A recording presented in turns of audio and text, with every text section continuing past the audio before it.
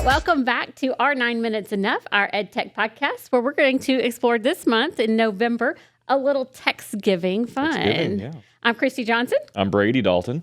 And that is what we're talking about today, is a little bit of thankfulness for the tech that we have around us. Absolutely. I think gratitude is one of those things that is such an important practice. And so tell me a little bit about maybe some tools that you're thankful for. Yeah, I mean, I think everyone's like a Google G Suite most likely, and so there's just like a million things that people would talk about. The simple things are just like your calendar and keeping organized with that.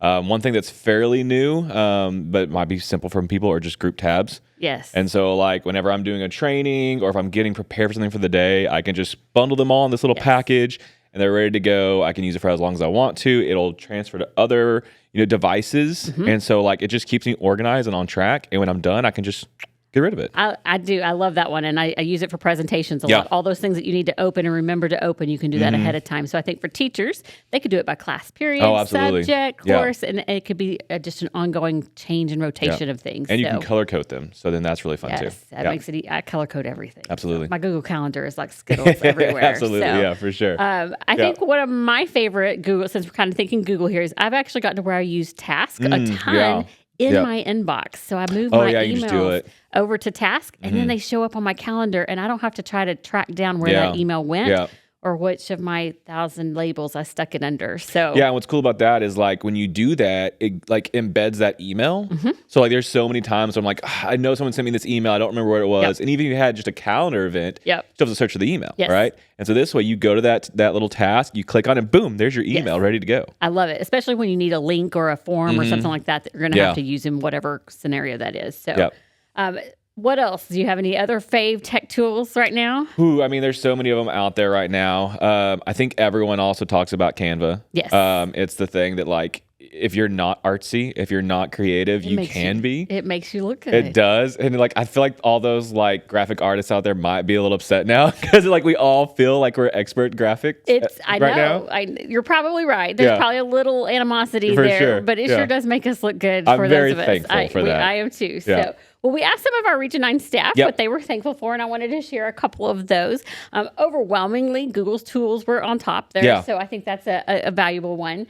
But Melissa Burnheimer, who is our school health and safety lead, she also loves Canva for her presentations. And she wasn't alone. There's a whole lot of people who said that as well. And it's free for educators. And it is free for educators, and it gives you such good access. And again, ChatGPT was a top ranking one. I love the way Christy Luig, one of our early learning specialists, said ChatGPT does some of the heavy lifting, helping me brainstorm, draft, and save valuable brain power. And I think that is what it is all about, is having that brain power for the parts that matter, the the people skills that you need, the teaching skills that you need, those kinds of things. Let ChatGPT do some of the other stuff so that you can focus on the stuff that really matters. And then Laura Aiken brought up a really good one. She's our learning access specialist. She mentioned a couple of like mental health type things. She uses Calm and Better Sleep for the meditations and breathing exercises. And I think that's a really important thing to remember, is we have to take care of ourselves so that we can take care of others. And so I love those suggestions. We found Calm for our kids. And so like we used it maybe 2 years ago, and it was just like a great way to like wind down for the day. And it has like little videos or sorry, not videos, but little stories and stuff. That can just kind of help them wind down and like does it in this really calming way. Yes, the voices are always so calm. I actually use Headspace, and Headspace is also free for educators. Same kind of concept though, where you can have those meditations, those stories at night, but it also has just different sounds like that you can fall asleep to. And I have discovered that I love pink noise. I don't even know what that is. It's, you know how white noise is well, there's different colors of noise. There's like gray noise. There's gray, there's green, there's brown, but pink is the one that helps me to get to sleep the fastest. Okay. So can you describe what pink noise would be like? No. I'm not asking you to do it. No, but, it's like white. It sounds like white noise, but it just seems to work with my brain a little better. Okay. So You're a pink noise I'm brain. I'm a pink noise, I can't wait to find out what kind of brain I am. You'll have to go listen. So, thinking of just tools that we can use, like you said, with your kids, I think gratitude and using some technology tools in the classroom can really build that culture and that community. Things like Padlet could be used. What are you thankful for this month? Those kinds of things. But, when you're using technology in the classroom, it doesn't always go well. No, we all have experienced that for sure. Absolutely. You have your lesson ready to go, and the internet stops working, or your cookies are going crazy. I don't know. Yeah. And I think that's we focus on the negative there, but we have to remember that gives us a chance to pivot, the whole Ross pivot, pivot. But we have to do that. And I really think sometimes it helps us remember some of the low tech things that we can do in our classrooms as well. But then it makes us appreciate when the tech works, right? For sure. Yeah, I think it's kind of like anytime, if your phone breaks or something like that and you're forced to do a puzzle or something, right? And so it just like forces you to slow down in life. And so as teachers, you might get so attached to a product that maybe it does become kind of like a white noise or something where it's just like the kids are kind of tuned out to it. And maybe that was the day you needed to stop that for the day and you needed to find a new way, a more creative way, and just be thankful that you had that opportunity that maybe you wouldn't have done otherwise. And sometimes it lets us reconnect with our students or our colleagues and things like that in a different way. And I kind of think that's another piece of the whole gratefulness that we have is we are surrounded by really awesome people here at Region 9, here in Region 9, all the schools that we work with. We just have such a cool community of teachers and leaders and administrators. And I love what we're building here with our technology kind of EdTech community and collaboration. Several of our Region 9 staff mentioned just the collaboration piece of Google. I know we're able to collaborate so easily now, and it makes it so nice. But I think Tiffany and Leach and Lori Pitts both mentioned just that kind of, it feels old school now, but it's still so valuable to be able to hop onto calendars and share or using a document that we can all be in. I know you and I work on that kind of mentality of shared documents a lot. So I'm so thankful that we have that community. Yeah, I think like I didn't get to spend a lot of time with other schools and organizations when you're tied to one campus. But being in this role where you get to kind of experience what everyone's doing, what their strengths and what their weaknesses are, and growing and learning from those people is really helpful in this role. And we have some amazing educators out there for sure. Anybody specific you want to thank? Well, we were thinking about this, like people we're thankful for. And I would have to say, like, I was a teacher and that was what I thought I was doing.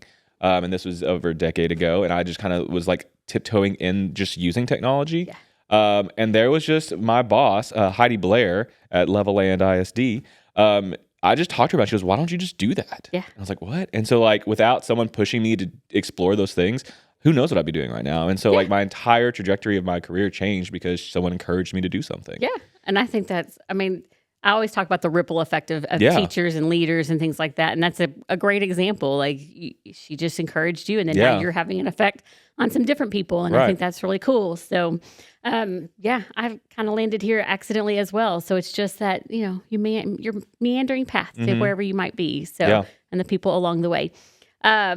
Anything else you want to add? I'm just thankful that we get to do this every day. Absolutely. That this is, I'm not going to lie, guys, this is the most fun job I've ever had. If you love to stay in the classroom, stay in the classroom for sure. But my time had come to move away from that. And like, this is just an exciting opportunity to be able to interact with, the people in all of Region 9, the people internally, but just to be able to be creative and do fun things like this for y'all. It's a blast, and I'm really thankful for it. I'm thankful to have you here.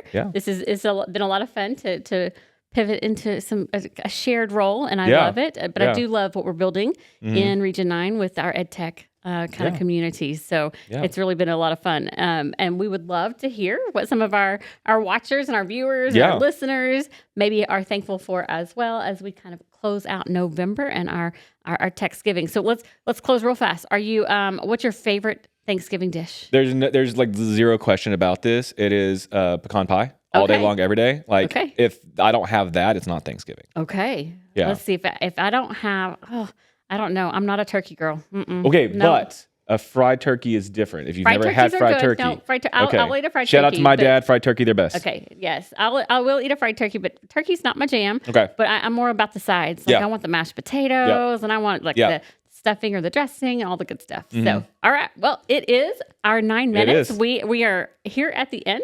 And so with that, happy Techsgiving, happy Thanksgiving, and we'll see you next time. All right.